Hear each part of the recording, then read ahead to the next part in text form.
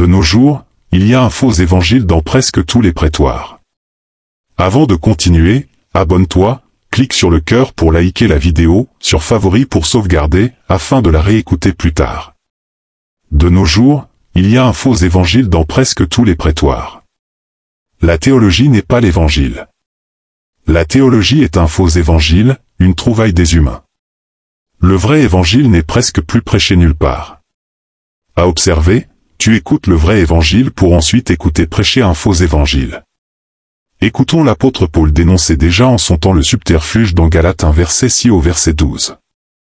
Je m'étonne que vous vous détourniez si promptement de celui qui vous a appelé par la grâce de Christ, pour passer à un autre évangile.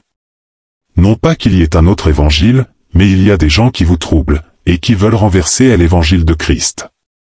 Mais, quand nous-mêmes, quand un ange du ciel annoncerait un autre évangile que celui que nous vous avons prêché, qu'il soit anathème. Nous l'avons dit précédemment, et je le répète à cette heure, si quelqu'un vous annonce un autre évangile que celui que vous avez reçu, qu'il soit anathème. Et maintenant, est-ce la faveur des hommes que je désire, ou celle de Dieu? Est-ce que je cherche à plaire aux hommes? Si je plaisais encore aux hommes, je ne serais pas serviteur de Christ.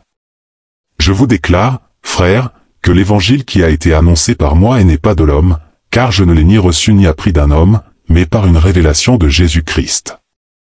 La théologie, le faux évangile a mis en mal la vie de la majorité des chrétiens de nos jours.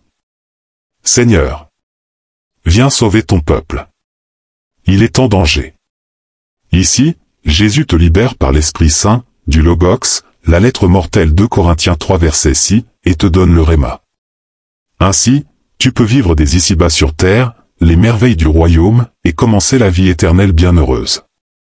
Laisse un commentaire, avant de partir. Surtout, abonne-toi pour ne rater aucune des prochaines vidéos.